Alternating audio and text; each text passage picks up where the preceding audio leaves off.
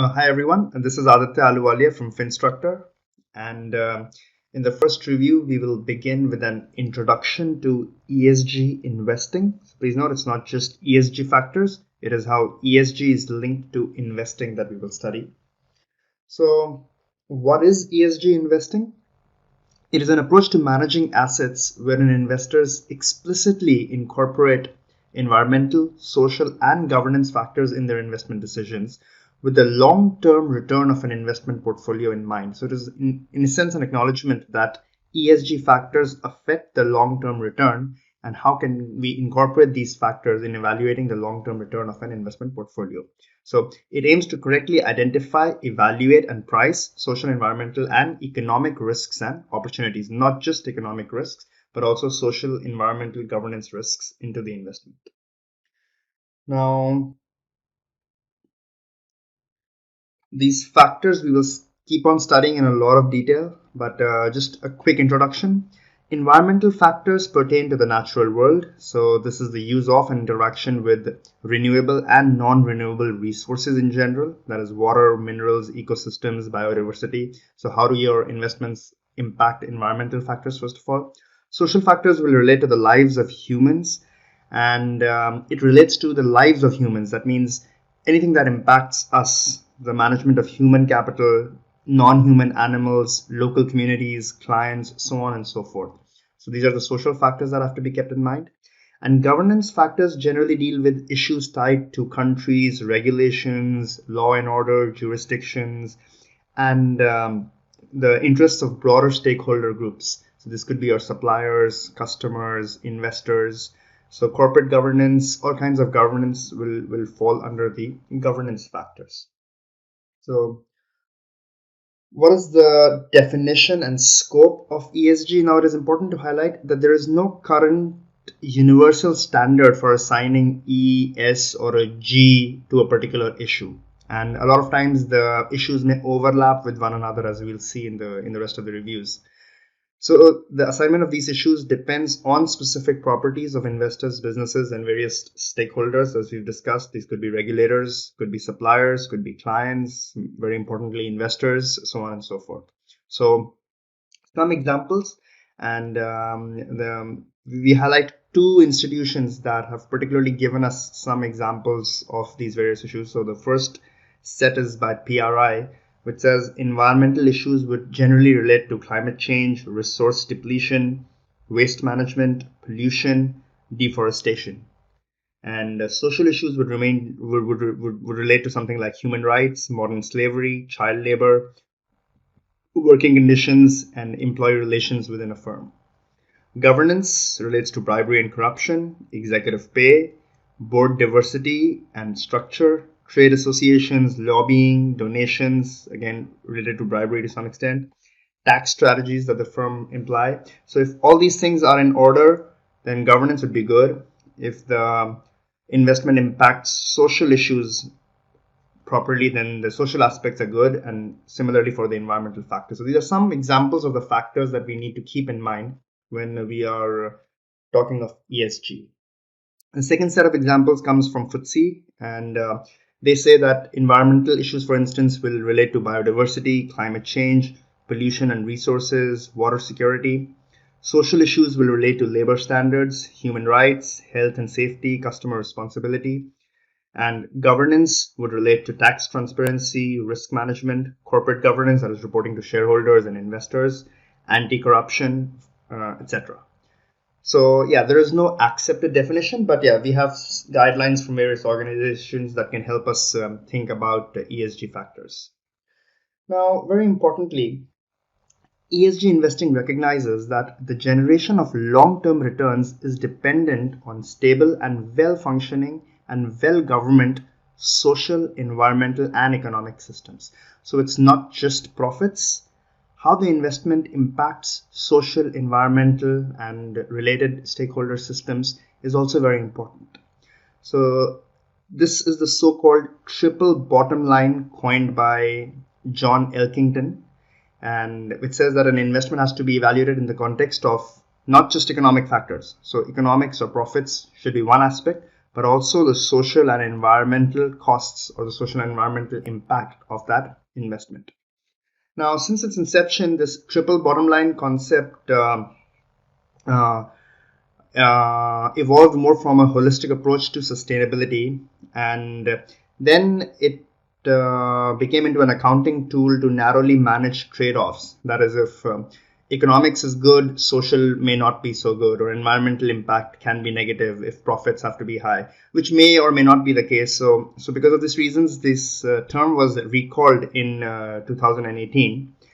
But eventually, what we want to say is that ESG investing recognizes the dynamic interrelationship between social, environmental, and governance issues and investment returns. So, what we're saying is that social and environmental, as well as governance issues, will impact risk, volatility, and long term returns of securities as well as markets. And our investments, or the money we give to institutions or companies, can have a positive or a negative impact on society and the environment, and this must be evaluated. So that's what we're trying to say in the introduction or the definition of ESG investing. Now, related to ESG investing is the concept of corporate social responsibility. So I'm sure even before we heard of ESG investing, all of us have have heard the term CSR, or corporate social responsibility, and CSR activities that companies engage in. So CSR is a broad business concept that describes a company's commitment to conducting business in an ethical way. And historically and even today, companies implement CSR by contributing to society, generally through philanthropy. And this may indeed have a positive impact on communities, but the more modern understanding of CSR recognizes that a principle based approach can play a strategic role in a firm's business model. So, this has led to the theory of a triple bottom line that we discussed in the previous slide. So, the TBL theory says that the traditional accounting that focused only on profit is not enough.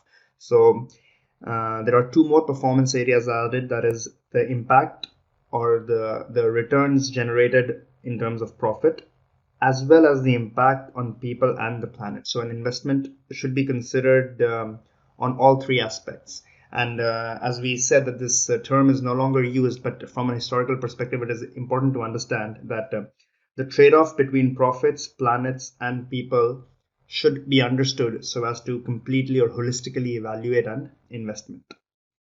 Now, again, TBL is not used anymore in the industry framework, and more broader frameworks of sustainability have been adopted. But still, we should understand that effective management of a company's sustainability can reaffirm the company's license to operate in the eyes of governments and the society. So these are the positive impacts of why we should consider the impact on people and the planet.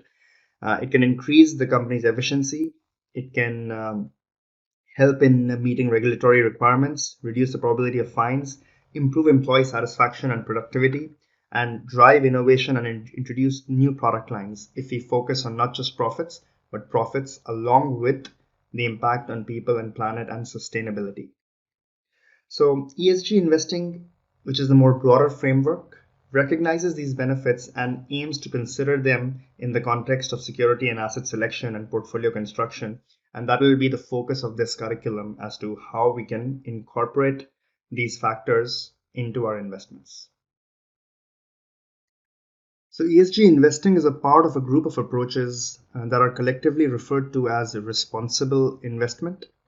So ESG investing particularly is concerned with how ESG issues can impact the long-term financial returns of an asset or a portfolio.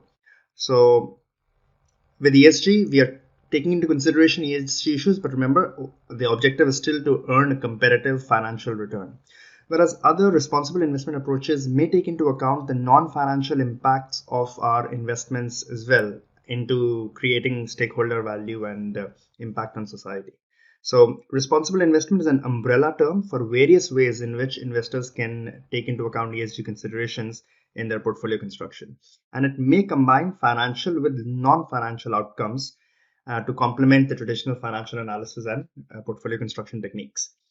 Now, All forms of responsible investments that we'll study in the coming slides, except for engagement, which is the last type that we will study, all other types that we will study ultimately help us in constructing portfolios, that is, buying assets or investing in securities. And engagement tries to encourage or influence the managements into behaving or acting in a manner that better aligns with the ESG goals. We'll study in more detail. So, at a minimum, please note that responsible investment consists of mitigating risky ESG practices in order to protect value. And to this end, it considers how ESG might influence the risk adjusted return of an asset and the stability of an economy, as well as how an investment can impact society and environment. Now, this can be illustrated with the spectrum of capital allocation. So, at the extreme, we have conventional financial investing, that is fully commercial investment with limited or no regard to ESG practices. So, here the objective is to earn a financial return only. So, financial returns or short term value creation or long term value or financial value creation is the only objective here. ESG investing takes into consideration ESG factors and aims to enhance long term value by using ESG factors to mitigate risks and identify growth opportunities. So, here the acknowledgement is that ESG factors will benefit financial growth and financial returns in the long run. So, again, the focus is on financial returns, but on long term financial returns or long term financial value creation, acknowledging that ESG will help long term financial growth. The other end of the spectrum, with this impact investing, social investing, or philanthropy, will have lesser focus on financial returns only and will have more focus on the impact it has on the society and on the environment. So, again, now the investment will be with an intent to have a measurable environmental and social return, for instance, on impact investment. So the objective now is to get some or adequate financial return, but also have a social impact. And again, as we move more to the side of philanthropy, we will have less focus or less intention of getting a high financial return, but more social impact and more social return will be the expectation. So that's the spectrum of capital. So ESG investing, please note, is still on earning good long-term financial returns by identifying good or by using ESG factors into the analysis. So let's look at the various types of responsible investing. First type we will study is called socially responsible investment, SRI. So this refers to an approach that applies social and environmental criteria in evaluating companies. So these investors will generally score companies using a set of ESG criteria and give a ESG score or a hurdle rate which companies must meet before they can be even considered for a financial investment. So before looking at their financial return or profit or return ratios, that is just the financial metrics, we will give them some score based on their ESG factors. So how are the companies performing on environmental, social, governance related issues, and then try to screen out the bottom ones, or say that, okay, if the company is scoring below a particular threshold, then the company will not be included in the universe for further analysis. So this is first approach or one way of doing a responsible investment, that is incorporating some ESG into our portfolio rather than doing nothing. And again, these scorings can be sector specific also. So some sectors may have very bad ESG characteristics, for instance, power generation or coal mining or oil mining for instance. So the sector itself, so if we use a universal score, then all securities from these sectors will get excluded. So generally we have some sector specific weighting, that is, even in the bad sectors, we want to invest, but we want to choose the good companies. So the ratings can be sector specific or the list can be sector specific. And then we have a minimum threshold. Companies that pass that threshold will be considered for investment. And then we can have various criteria, financial returns, ratios, etc., like we normally do. That is the first type, that is socially responsible investing. The second type that we will discuss is the best in class investment. So again, here we assign a score based on ESG factors, but we try to choose the companies that are best in class or best in the ESG score in a particular sector or in a particular collection of stocks. So again, the idea is to select only companies that overcome a defined ranking using ESG criteria. And typically, companies are scored on various ESG factors according to the particular sector, and the portfolio is then assembled from the list of qualified companies. So you can say a little bit similar to the previous class, but now we want to choose the best companies within the particular sector on that score on the ESG matrix. So again, due to its all sector approach, best in class is commonly used in investment strategies that try to maintain certain characteristics of an index. So selection seeks to maintain regional and sectoral diversification while targeting companies with a high ESG rating. So I'll explain this best with an example. So for instance, the MSCI World Sustainable or Socially Responsible Investing Index has pretty much the same sectoral weighting, or the tracking index is only, or tracking error is only about 1.79%. So a tracking error is the amount, or it's an indication of the difference between the portfolio and the benchmark. So it's a low tracking error means that the portfolio doesn't differ so much from the benchmark. So what we see is that in the benchmark, IT, financials, healthcare, industrials have a particular weighting. So IT, for instance, information technology has an 18% weight, energy has a 4.5% weight. Even in the responsible investing index, MSCI index, the weighting of the sectors is pretty much the same. But what we have done is that instead of choosing the same stocks as the benchmark, we have chosen the best in class stocks or best in class companies in that particular sector. So the sectoral weightings are the same. The regional weightings are also the same, more or less. So US has 63% of the index. Even in the responsible investment index, the US has about a 60% weighting. But as far as the ESG rating is considered, the parent or the index will have a big mix. It'll have laggards, it'll have some average and some leaders, whereas the index will be biased towards the leading stocks from an ESG perspective in that particular sector. So we are choosing the best in class within that sector from an ESG perspective. That is the objective of this kind of an approach. There's no right or wrong, there's no best approach. We're just trying to see the different approaches towards responsible investing. The third approach is called the sustainable investment approach. Again, a more generalized term. So it refers to the selection of assets that contribute in some way to a sustainable economy. That is, assets that minimize natural and social resource depletion. So towards creating a more sustainable world and focusing investments toward sustainable activities, for instance, renewable power, or that use less of coal, less of oil, less of non-renewable resources.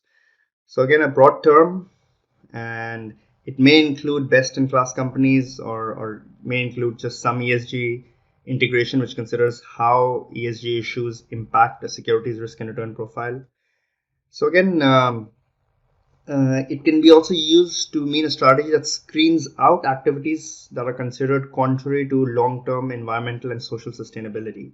So coal mining or oil exploration, etc., are activities that are not very sustainable, or they will these resources will deplete and finish over time. So again, it is focused towards more sustainable activities. Investments more focused towards more sustainable activities. Thematic investment is another responsible investing approach, wherein we select companies that fall under some sustainability related theme, such as clean tech or sustainable agriculture, healthcare, climate change mitigation. So we are focused on companies that are working towards these themes or working to help these themes. And that's the focus of thematic investment. So again, they will pick companies within various sectors that are relevant to these particular themes: electric vehicles, smart grid technology, renewable energy, green buildings, so on and so forth.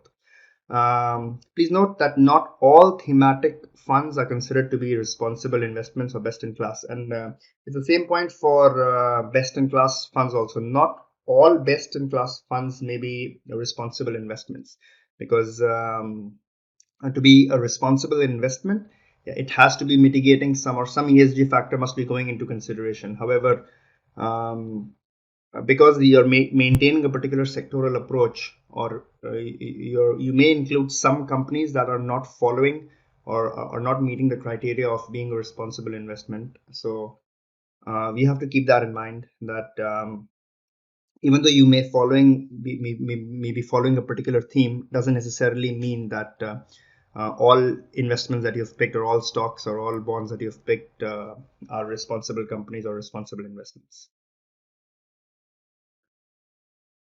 Green investment refers to allocating capital to assets that mitigate environmental impacts generally. So, climate change, biodiversity loss, resource inefficiency, and other environmental challenges. So, again, investments under this theme can include low carbon power generation, smart grids, energy efficiency companies, pollution controlling companies, recycling companies, waste management, and again, other technologies that help in solving some environmental problems. And green bonds are a particularly popular investment category. So these are bonds or debt instruments that fund companies into these sectors and into these activities. So this money is specially earmarked to be deployed into these kind of companies.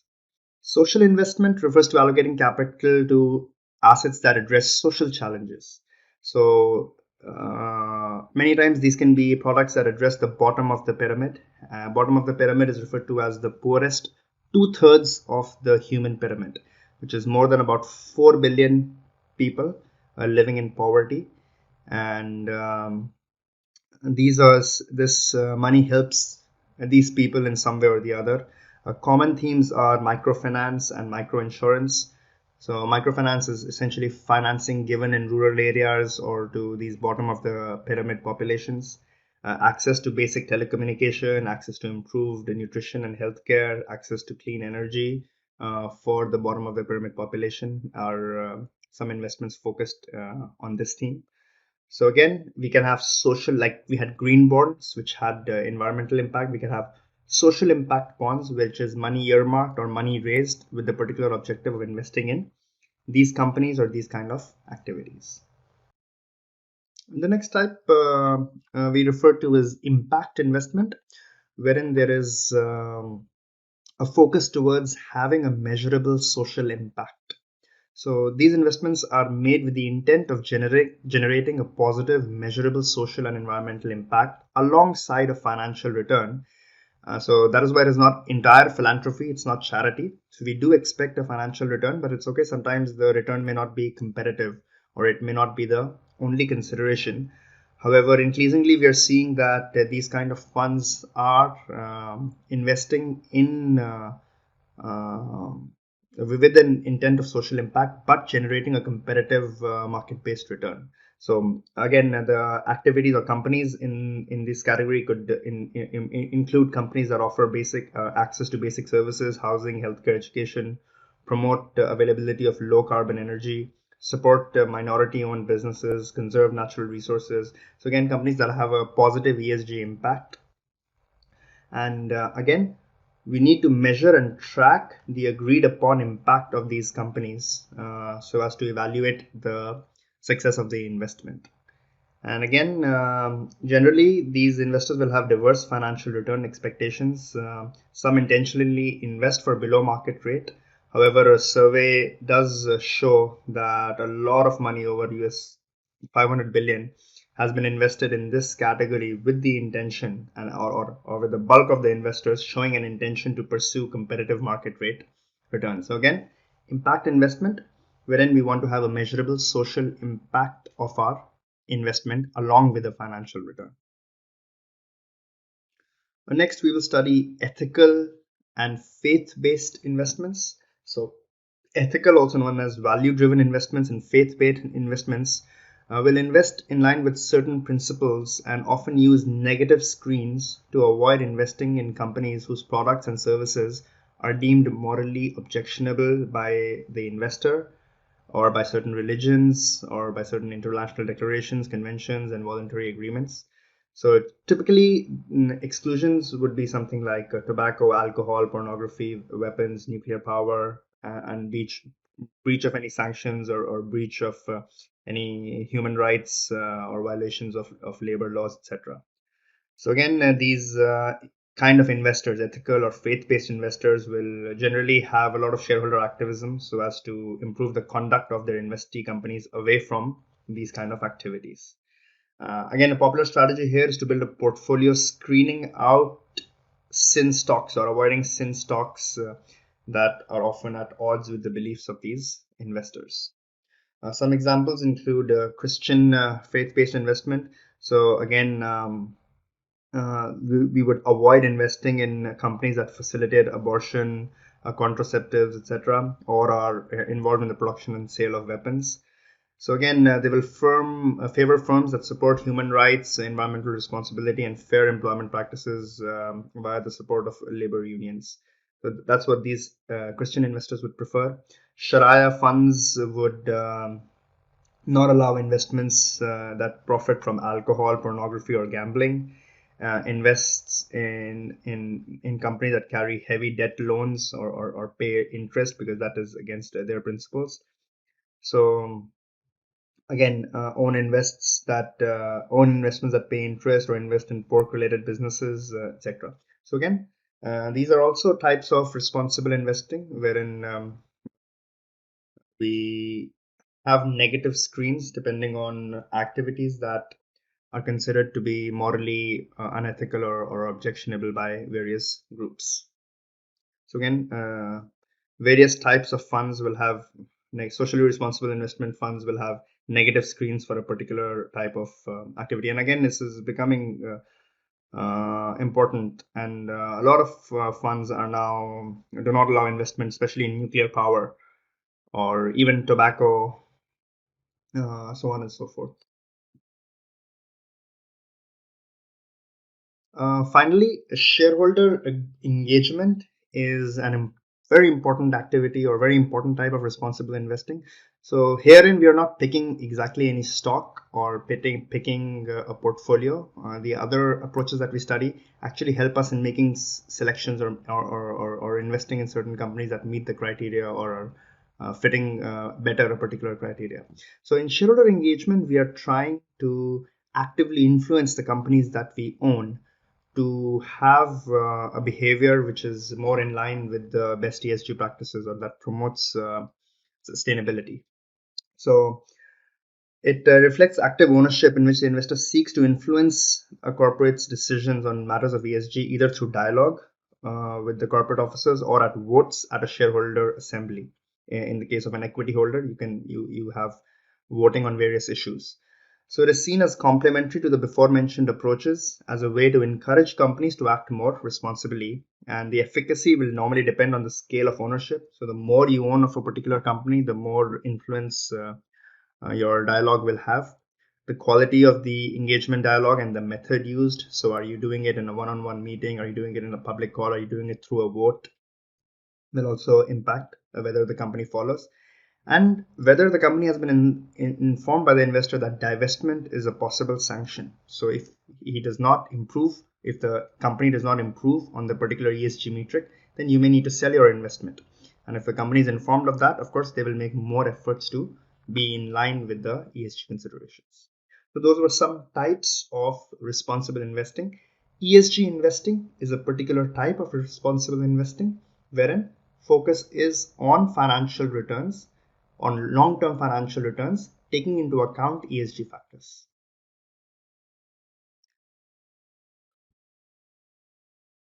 In the next section, we'll try to answer the very important question as to why we should integrate ESG, and the purpose and value to both investors as well as to society of integrating ESG considerations within investment decision making.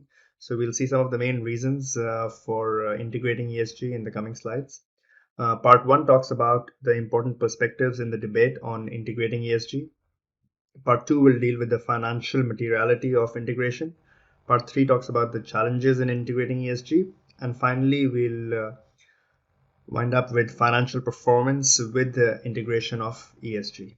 So, part A or part 1 is the macro level debate on integrating ESG, and we'll see the perspectives that various stakeholders have held about whether or not we should integrate ESG. So, we'll see the perspectives from risk, fiduciary duty, economics, impact and ethics, client demand, as well as regulation. So, firstly, from the perspective of risk, um, we start by highlighting a report by the World Economic Forum, which says that amongst all the mega trends or the top global risks facing the world, from economic to environmental to technological, climate risk now tops the agenda both in likelihood as well as impact. So, definitely from a risk perspective, integrating ESG is definitely the need of the hour. Evidence of the risks that these mega trends on ESG carry is illustrated in these reports for many years now. And the likelihood and growing impact of extreme weather events and the failure to address climate change is increasingly being talked about in risk reports. Some other instances in 2015, Mark Carney, the governor of the Bank of England and chairman of the Financial Stability Board, gave a speech which talked about the catastrophic impacts climate change can have, and that future generations will be most impacted. And the current generations have limited risks or other limited incentives to manage these risks. But by the time the future generations realize these risks, it may already be too late.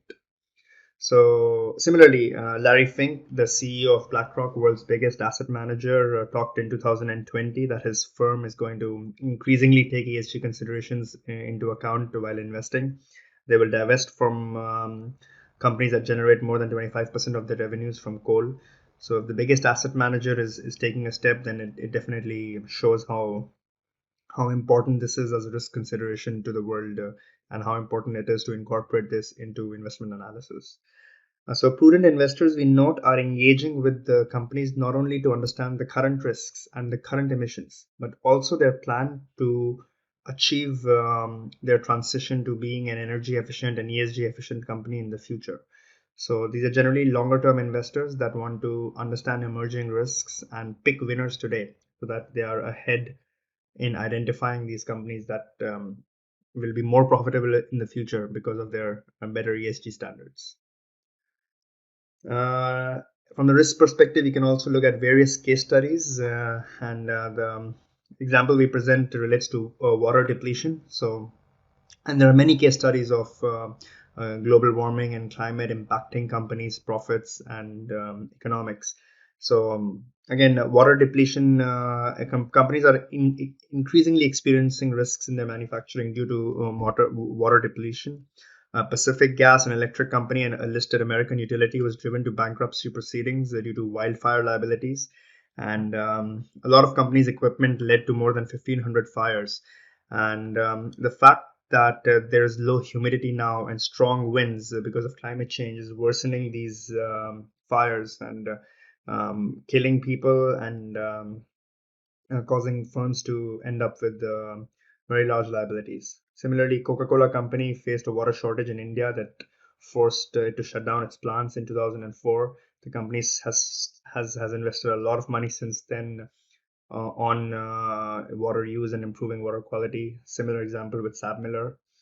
And in Peru, for instance, social conflict related to water disruptions or water supplies resulted in indefinite suspension of a USD 21.5 billion mining project since 2010, or cumulative of 21.5 billion mining projects since 2010. So essentially, from the risk perspective, these ESG related risks are real, and they are causing an impact, and they will continue to impact. Hence, understanding and incorporating them into investment decision making is very important.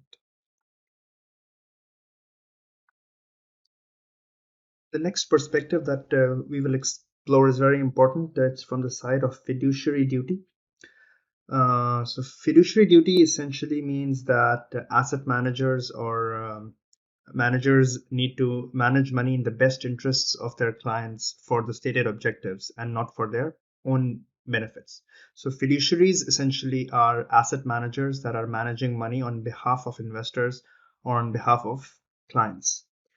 And due to the misconception that ESG factors are not financially material, that these environmental and social governance factors do not materially impact stock returns or asset returns, some investors have avoided or not incorporated ESG issues. However, increasing academic studies and work over this issue over the last decade has clarified that financially material ESG factors must be incorporated into decision making so as to complete your fiduciary duty. So, the argument is that failing to consider long term investment value drivers, which include ESG issues, so ESG issues do impact long term financial performance and have materiality in return. So, ignoring these factors in investment practice is a breach or a failure of fiduciary duty. So, PRI 2019 report argues or concludes that modern fiduciary duties require investors to incorporate financially material ESG factors into their decision making, consistent with the time frame of the obligation or the money they're managing.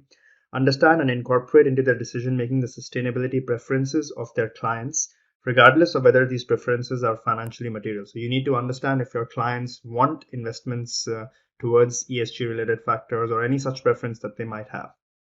Be active owners and encourage high standards of ESG performance in the companies that they are investing in.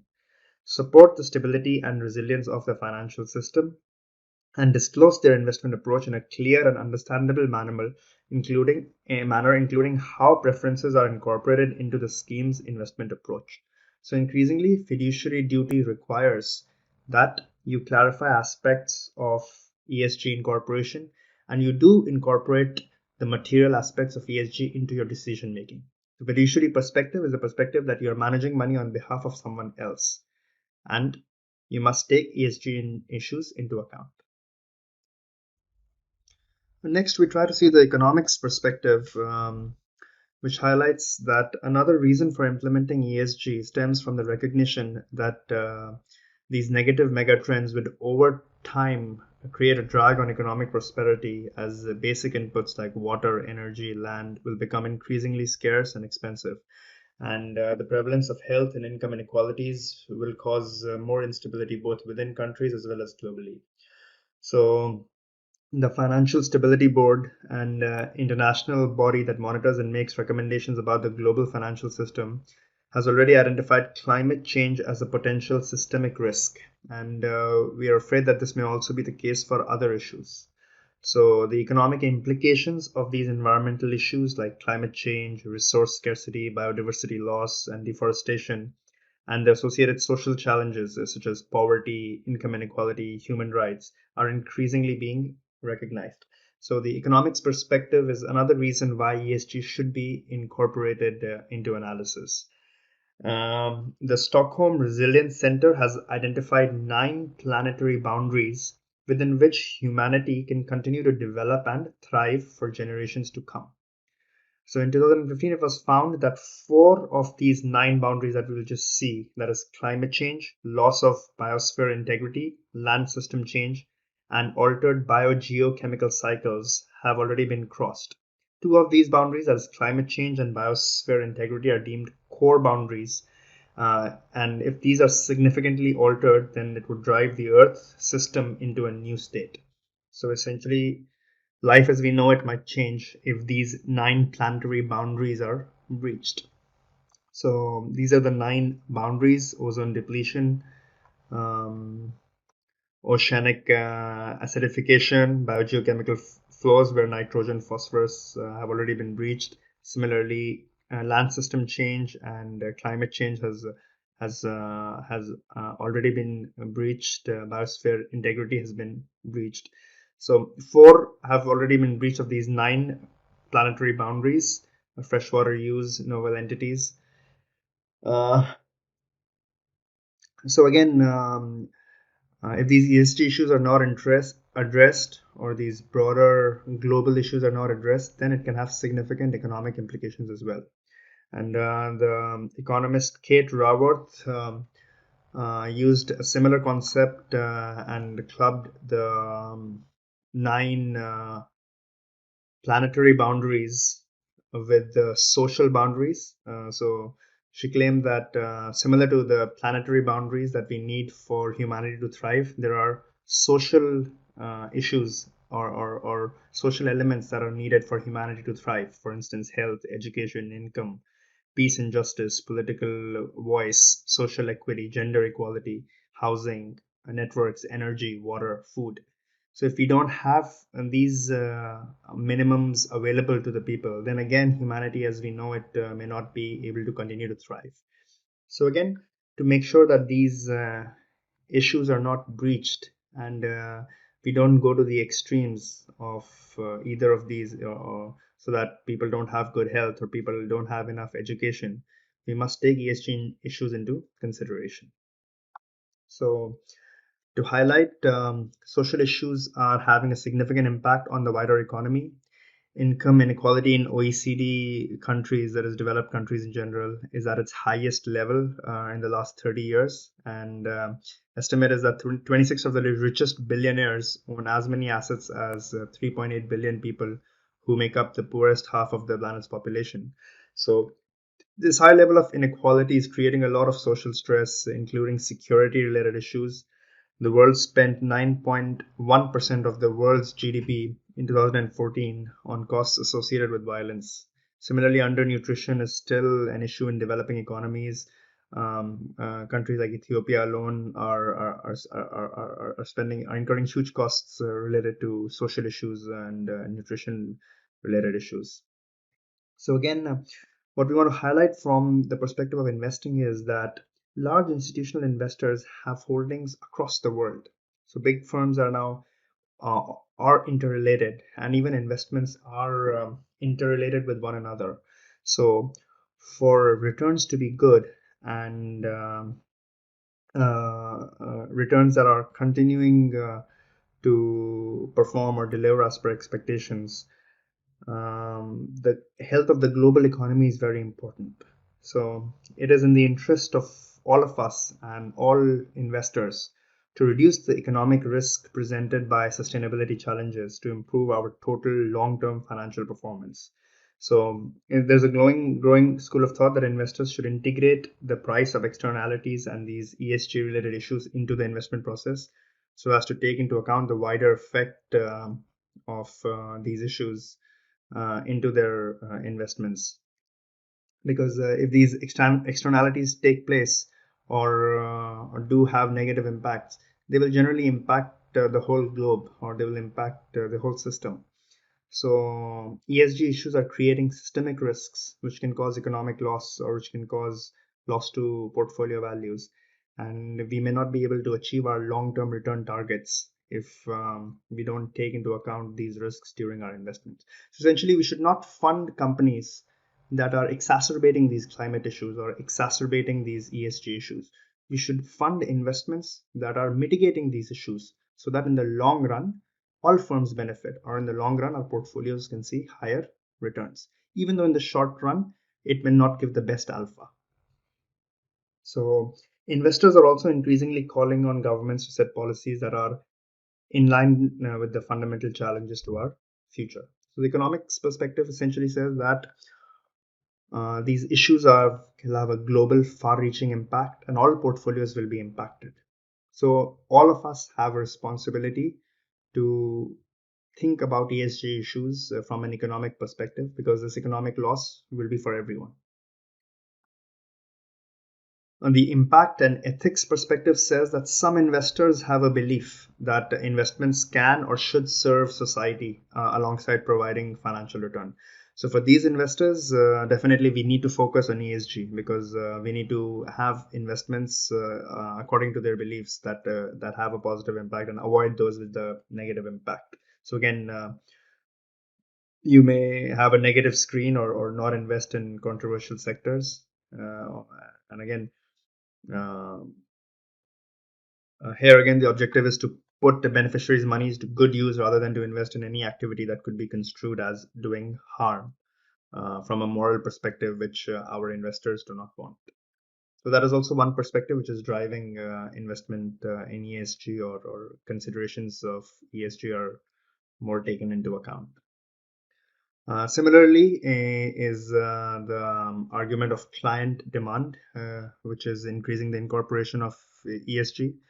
So, clients and pension fund beneficiaries are increasingly calling for a greater transparency about how and where their money is invested, and they want to make sure that companies or fund managers and financial investors are uh, driving their money towards good ESG companies, because there's growing awareness that ESG factors influence company value, returns, as well as reputation. So they want to have more focus on the environmental and social impacts of their where their companies are investing in. Essentially, because the clients are demanding it, ESG does need to be incorporated more and more into investment decision making. And there is more and more evidence of clients demanding ESG to be included in their portfolios and in their investments. Finally, from a regulatory perspective, regardless of views or beliefs, some investors are being required to consider ESG matters into their investments, and governments and regulators are more and more taking into account that the financial sector can play an important role in meeting these global challenges of climate change, modern slavery, and tax avoidance. So again, amongst 50 largest economies, some 48 of them already have some sort of policy to help investors consider sustainability risks. And there have been over 730 hard and soft law policy revisions. So hard law is essentially that is enforceable, and soft law is more guideline, or not as easily enforceable. But again, there have been an increasing number of policy interventions from the regulators on ESG related matters. So these are some of the macro debates on why ESG should be incorporated.